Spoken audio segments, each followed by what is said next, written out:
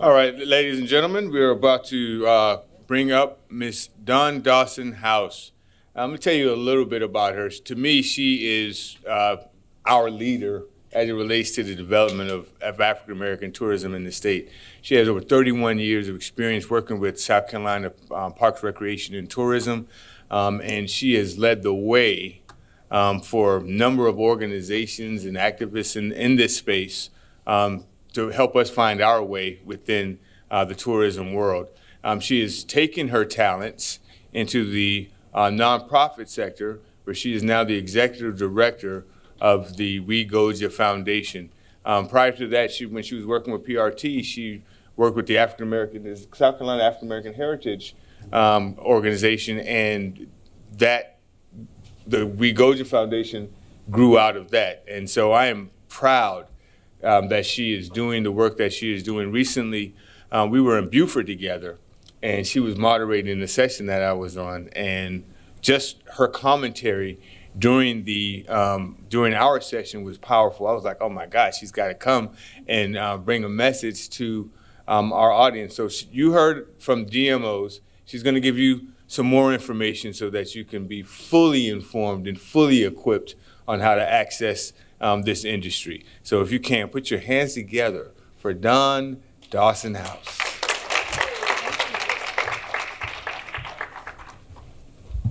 Good afternoon, everybody, and thank you for having me at your tourism summit. This is the first one in Greenville, right? Yes. Oh, wow. If we have this many people in the first inaugural, next year you're going to probably have double that. And by the time this word gets around about the information you're getting, because I think you're getting some good information, this is just going to grow. So that's a good thing. You guys are doing a good job. Okay, so thank you for welcoming me.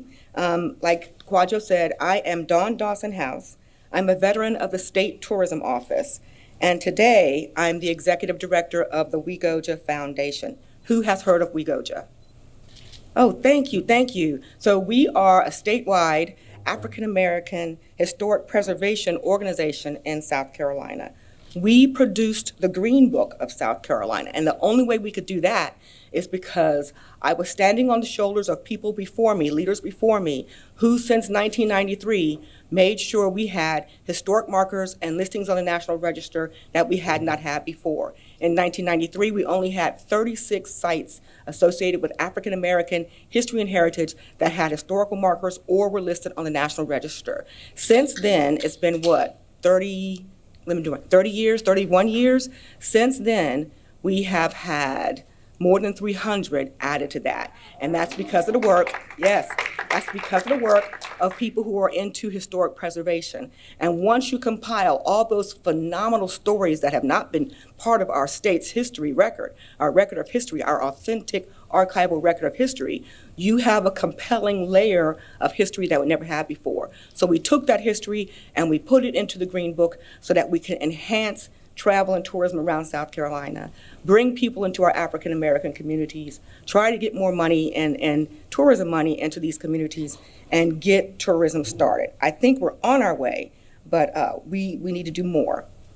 We are also embarking on new projects to develop a preservation toolkit to help people meet their preservation goals. So right now it takes about 2 years to get a historical marker. If you are new to the preservation process, that's too long. It shouldn't take that long, but the processes are too difficult. So we're developing a toolkit to give you tools to do that. We're also studying extant Rosenwald schools. Does everybody know what a Rosenwald school is? Yes. Rosenwald schools were built from 1917 to 1931 all across the South by Booker T. Washington and a Jewish philanthropist named Julius Rosenwald, who was the president of Sears and Roebuck Company in Chicago. They built 5,000, a little bit more than 5,000 Rosenwald schools across the South. South Carolina had 500, like 486, 500 of those schools. A lot of our older generations were raised in those Rosenwald schools. The greatest legacy about Rosenwald School is that they were put in our rural organizations or rural landscapes in South Carolina. Well, some of them are not rural now, but at the time they were rural. And these people were poor, very poor. So So Julius Rosenwald would pay for about a third of the cost. And sometimes the local school district would pay for another third. But these poor communities came up with their nickels, their dimes, their landscapes, their acreage, the lumber, the teacher supplies, buying books, buying desks for these communities because they knew that the only way for them to grow and their children have better lives is to put education in these communities. And it was a time when some districts were reaching into the rural district, but others weren't. So if you didn't have transportation or if you weren't associated with the church, you likely did not get a school for your children. So Rosenwald schools fill that gap. And another good thing about Rosenwald schools is that the classes that graduated in the 1940s and 50s before Brown versus Board and before districts started creating equalization schools and other things like that, those kids grew up to go to college when college was not even thought about in their families. They went to college and they were the college students among other college students who had peaceful protests and marches to protest the South and South Carolina and other communities that were not responding to legislation outlawing segregation and other things. So the Rosenwald schools had a huge impact all across the South, but especially in South Carolina. So what we're doing, we're studying to see which ones are still standing. There's probably only like 46 still standing. We're looking for them, and we're trying to get the State Park Service to develop a historic trail managed by the State Park Service, and it will be the first state property that focuses on African American history and heritage. So cross your fingers, hopefully we'll get that done. We're supposed to be finished by July 2025. But I'd first like to talk to you today about what I think is a broader vision for travel and tourism in South Carolina associated with African American history and heritage and culture. I think we have a good vision. I think we can take significant collaborative steps to make it a reality. I think many of you have already heard what tourism is today. You already know that it's a $29 billion industry, right? That it supports 1 in every 10 jobs. You've heard that already. That it generates $1.8 billion in state and local taxes. Well, those figures don't tell us. What they don't tell us is that most of the tourism industry was developed at the local level, and the state and marketing DMOs, like the people you just heard, capture those stories and present South Carolina to the traveling consumer market and to meeting planners as a great place for vacation, for business, for visits, or experiences, or our authenticity. That's what our DMOs do. Very few, with the exception of, I think, those associated with economic development organizations, like I think Spartanburg does. Very few develop cultural tourism attractions. And we have, I believe, I think we're sitting on a gold mine. We have significant African American attractions all around the state that are just sitting there that nobody knows about because we don't create them, we don't develop them, we don't build them as tourism attractions, and we don't market them. So that's got to change to me from the ground up. But I do recommend that if you already have a business, you already have a hotel, you already have a destination, you already have a gas station or a restaurant, that you do work with your DMO, but also be mindful of the fact that we still need to grow. We're still not meeting our potential. So these figures also don't tell us that the tourism products that get most marketing attention, probably not in the upstate, but in most areas around the state, are the ones that focus on attractions that bring the most revenue. So in Rock Hill, for example, the attraction that brings the most revenue is Carowinds. So Rock Hill is going to do a lot of Carowinds production. In Hilton Head, the attraction that brings the most revenue is golf. So golf is going to get the most attention. Golf isn't even in the top 10 of most popular things people say they do when they come to South Carolina, but it gets the largest single chunk of marketing attention in South Carolina combined. Not the largest in Greenville, not the largest in the upstate, but when you consider all the money we're spending on tourism and marketing, golf gets the biggest single chunk because it brings in millions of dollars, tens of millions of dollars in revenue. It also gives us media exposure all around the world and almost every media market in the world. And so expenditures on golf marketing and promotion are considered investments instead of expenditures. So that's what's happening. It doesn't have to stay that way. It doesn't have to stay that way. We have the ability to change things in our favor. We just have to get that done. So you've probably heard about the Smart State Center for Economic Excellence at the University of South Carolina. Their study on African American tourism. Everybody heard about that? It's called the Smart State Center for Economic Excellence. And I think it's economic excellence for tourism and economic development, but it's at the University of South Carolina. And their study said that a 5% growth in more African Americans visiting South Carolina could mean $118.6 million more dollars in annual economic output. Who needs that money? What? An additional 1,315 jobs. That's additional. That's not what we have now, that's additional. An additional $39.5 million in labor outcome and labor income that's in your pockets. That's money that we can make and grow wealth in South Carolina. And it can happen if we have more cultural tourism attractions that speak to African Americans and we laser focus our outreach to target specifically African American audiences. Does that make sense?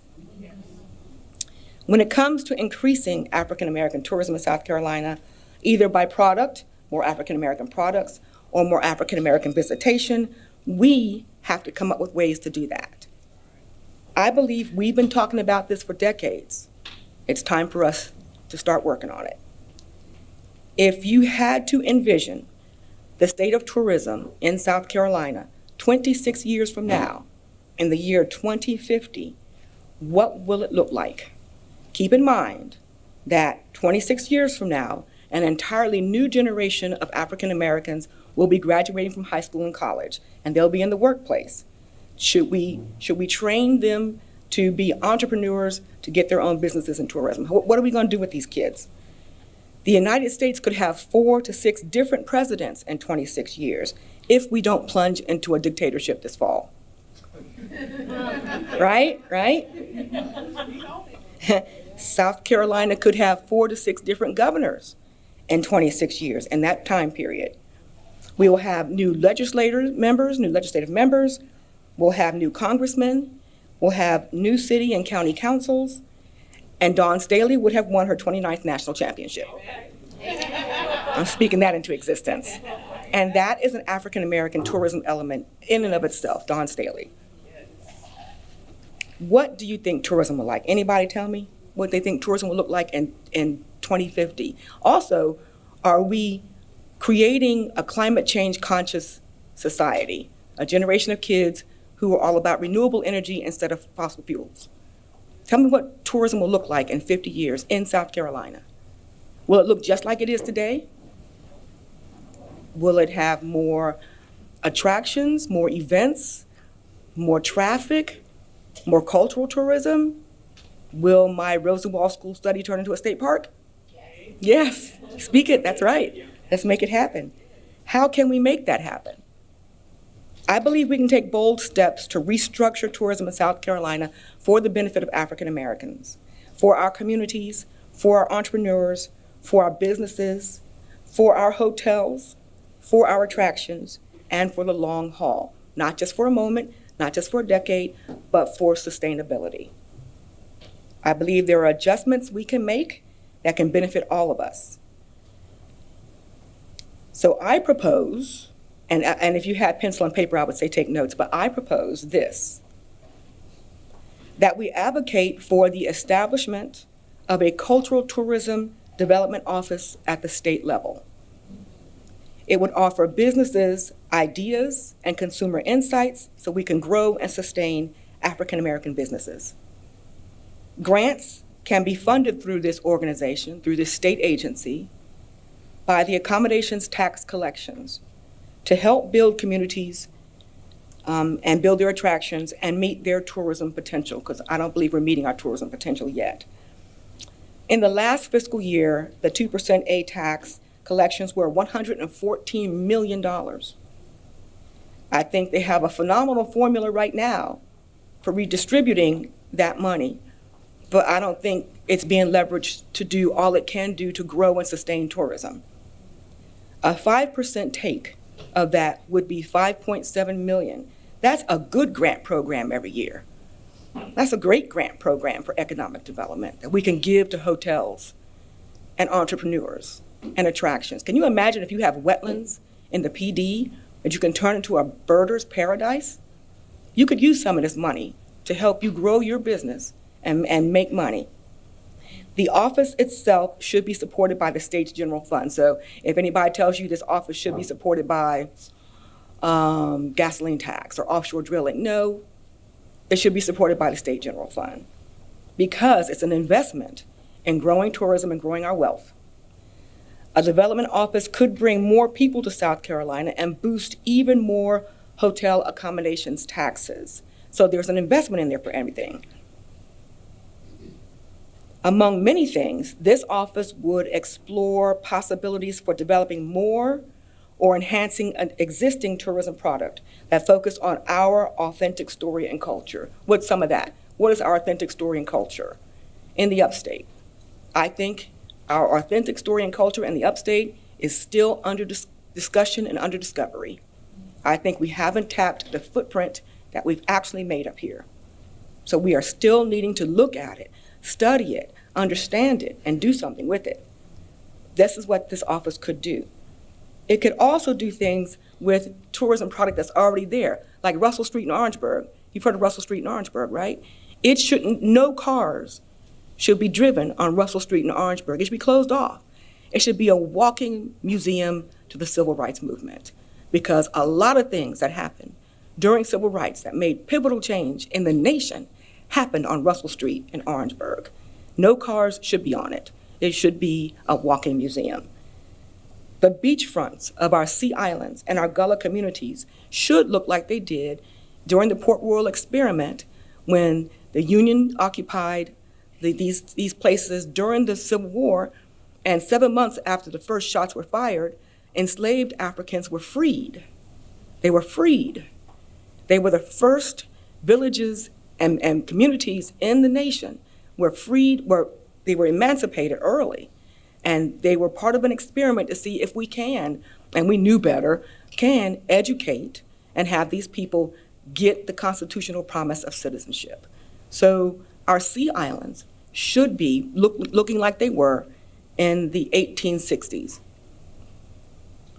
We should be creating a trail of historic AME churches. We have AME churches that were built during the Civil War and during Reconstruction era. These congregations are still standing, and they're still important to us. These AME churches, we should develop a trail that sends people along these places so we can talk about their stories. Their stories are important. If we can have a trail of Congregationalists, Presbyterian Methodists from Sweden, we can have a trail of AME churches that were built from freed Africans. This new state office, I believe, would provide customer service research and training so that our bed and breakfast establishments would know what consumers really want in their overnight experiences and become able to compete better in larger accommodations marketplaces for couples retreats, for weddings, and weekend getaways. And once they understand that intelligence, they can go to their DMO and say, hey, we know that couples really want this for their overnight in our bed and breakfast. So we want, when you talk about us, we want you to say that we offer this too. That's just the beginning of a vision. So what do we do with vision? We find collaborative ways to make it a reality, right?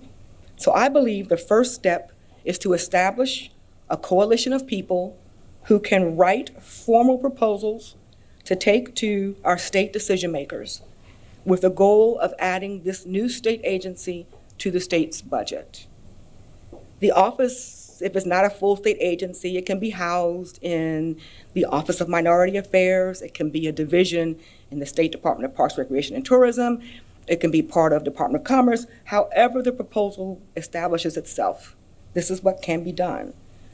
And in order to develop that coalition, I think we need to find a trusted leader that you know about in the state to invite people to join this coalition and study what it takes to develop a proposal to send to the legislature to get this done. And that coalition should be some state legislatures and lawmakers who are open to this kind of development and growth in South Carolina. That's number one. Number two, some industry people who will benefit from such growth. So you will need hospitality industry people, restaurants and hotels. You will need attractions industry people. You will need DMO leaders. And you will need city council and county council people in this coalition so that everybody who can benefit from this has a voice in how it is shaped. So that's number two. You will also need older generations of people who have been wanting to do this for a long time. These older generations have thoughts and ideas about how this can develop, and they have connections with lawmakers and people to make it happen. And then we also need younger generations, because I'll be doggone if the Gen X and Gen Z and Gen A, Alpha, whoever they're called today, don't know how to talk better than we do. They know how to get on social media. They know how to drive people together. I get put in my place on TikTok daily because they know what they're talking about and I don't. So we need young people involved. They are our future. We should no longer try to force ourselves into today's system to generate wealth. We can use and leverage today's system to keep our businesses afloat, to keep our businesses going, but if you want to grow and generate wealth, we have to have a more forceful and robust way of getting there. And it's right here. It's a low-hanging fruit. What we have not done is reach up and grab it. So, and we need to reshape it to fit our needs. So there are a few things my organization, the We Goja Foundation, is doing to help identify and document more African American historic sites in South Carolina, which can become part of this new coalition of growth. We are developing a preservation toolkit so that communities, churches, old cemeteries, historic cemeteries, and all these elements in South Carolina, landscape, stories, legacies, can find tools to meet their preservation goals, whether you want to have, whether you need a historian to write your information, whether you need an oral historian to talk to your elders in your community, whether you need a cemetery mapper or a planner or someone to help you fill out your National Register nomination form. This toolkit should have, when it's developed in February 2025 and we unveil it during Black History Month next year, it should have all those tools ready for you and an intuitive-based website to help you meet your needs. So that's the preservation toolkit coming up. Be on the lookout for that. We are also, like I said, working with conservation builders of South Carolina on the Rosenwald School Trail. How many, does anybody know of Rosenwald schools in Greenville, Spartanburg? Yes. What's the name of your school? The only school left in Greenville County, the building is in Pelzer. Pelzer? It's in Pelzer? That's about the only building that was Rosenwald in Greenville County. I'll find it. Pelzer? Yeah, I know the people contacted them. Okay, I will find it. And I will give you my information so you can tell them to call me. I'll give you all the information I've searched. And Greenville County had more Rosenwald schools than any other county in the state. I think it was out, there's some information on it. I will find that, really? Oh, yeah, because then I did a research with someone else on the newspaper articles, and you know, where they went to school, you know, within there. So they did a study in 1935, it's in the library, on the condition of the Negro schools, which some of them was the Rosenwald and some of them wasn't. Mm-hmm. but a lot of them got Rosenwald funding. Funding, right. Yeah. So did you hear what she said? Greenville County had more Rosenwald schools than any other county Yeah. at the time. The name of the school was Chapman Grove. Chapman Grove. I will look for it. Thank you very much. Okay. That's the only one I know of, but then we have Marcus, the one that I went to. We currently working. We're at Simpsonville. We're in the low part of the county. And Old Pilgrim Baptist Church is a historical church. It was organized in 1868. Nice. And we came out of the Clear Spring Church. And it has a significant history where the slave owner taught his children, which was the Kilgores. And Kilgores? yeah, they buried right beside each other. So you have a cemetery there too? Huh? You have a cemetery there too? Yeah, we have a cemetery. We got a marker for the cemetery, Mm-hmm. the school, and the church. Okay, and then there's the other one. Well, I don't have time to get Oh yeah, we'll talk. We'll talk after. Very good. You went to a Rosenwald? Huh? You went to a Rosenwald school? 2 years. Yeah, What grades were you there for? first and second grade. First and second grade. And then after that, you went to an equalization Yeah, we school? went to- that's when they integrated. That's when they integrated. Yeah, 54. 1954. They built a new school for us. Okay. Yeah, and then the other one, which was Simpsonville, was a high school, was, they have a marker there, but it's a church. All the buildings gone, but there's a whole lot of history on that too, which I have that. And there's, and Fountain Inn had a high school. Okay. Yeah, you and I need to talk, don't we? Yes. Fountain Inn had one, and then Chapman Grove was a high school too, and then there's, Reed Falk, it was called, St. Albans. St. Albans was one. St. Albans, Okay. Yeah, St. Albans, Rosenwald. ALDNS? ALBANS, right? Albans. AL. Albans, Okay, I'm sorry. Okay. And then there's Pelham, which was the name of the church. Well, they still have it. The church took that. That's still standing, but I don't think they could get that on the register because they had remodeled. Oh. It was what's the name of the church in Pelham? St. Matthew. But your congregation is The still, United Methodist Church. It's still there. okay. All right. So, St. Mark's. St. Mark's. okay. Yeah, I need to talk to all y'all. Yes, because I'm sorry. Yes, I sure will. So one of the things we Goja Foundation has realized is that we have done a great job saturating the Low Country, the PD, Orangeburg, and somewhat Rock Hill and the capital city, and we have done very, very little in the upstate. So our priority is to get into the upstate because we believe the African American footprint there is just as significant as what happened everywhere else in the state. Because when we migrated from the port city of Charleston, and when they brought us to plantations and cotton fields and stuff in the other parts of the state, we still had significant contributions. So I'd like to get your names and your phone numbers so we can have a conversation with my historian so we can talk about how we can leverage this better, if that's okay with you. All right.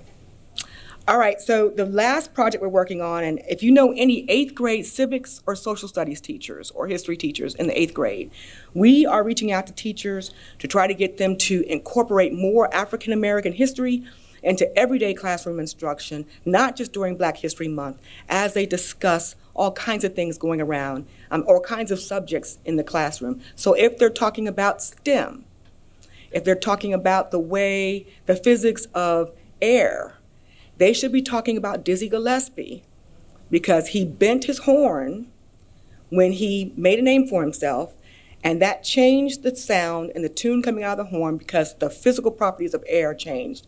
What changed? What was it, the rate of air? Was it the physics of air?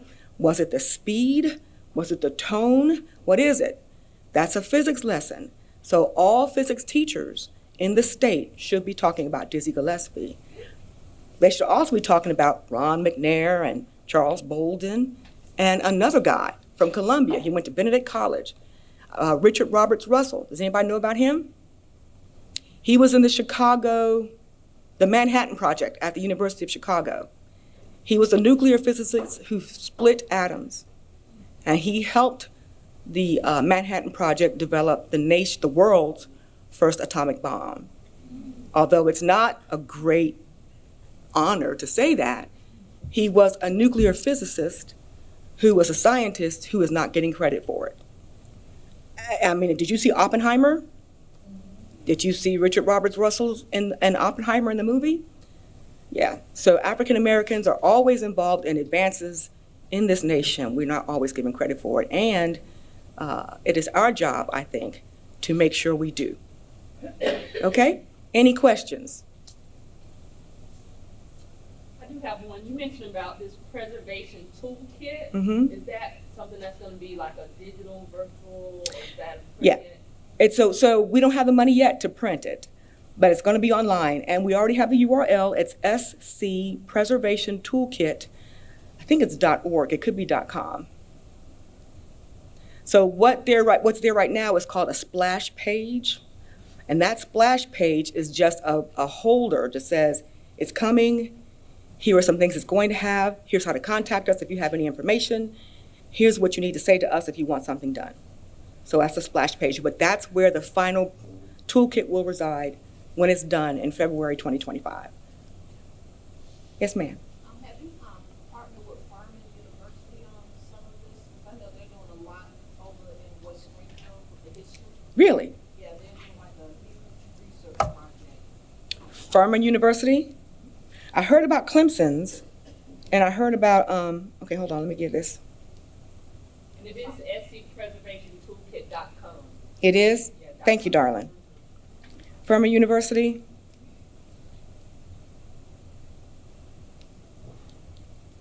So I know about Clemson and Seneca. I think they're doing one too. But I need to see what Furman's got going on too. Okay. A history trail? It's in West Springfield. Back in the day, it was a almost, I wouldn't say like a Black Wall Street, but everybody that lived over there, a lot of them owned their own businesses. Okay. And so it's a lot of history there, and that's going through gentrification. Is So it? They're trying to preserve that Furman with this research project that they're doing. So they're pulling people in the community, people that live there, and their children, and they're getting a lot of stories to preserve as much as they can. But they have a lot of data that may be helpful to you. Thank you very much. Yes.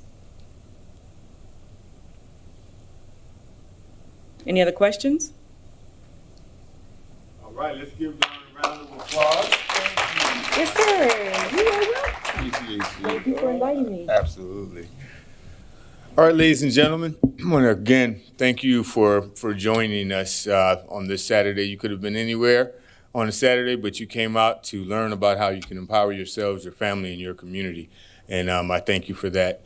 Just to let you know, we will be having each of the sessions, including the keynote speech, will be available. We'll send you links to them when the product is finished being produced.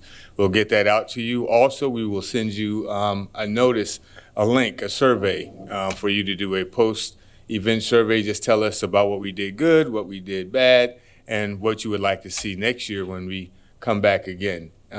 Again, thank you for joining us. Let's stay connected, and let's grow Black tourism in the upstate. God bless you. Oh, okay, one more now. Let me thank some people. Yeah, I want to thank my team. They've been outstanding. Renee, Brittany, Courtney in the back, Paul over here. I just want to thank everybody for the hard work. We've got some box lunches. Please grab one on the way out. Grab two. You can give them out to your friends and family. If not, I'm just going to take them out to my neighborhood and give them away to the folks out there. All right, so please grab it, and God bless you, and thank you again for coming. Thank you.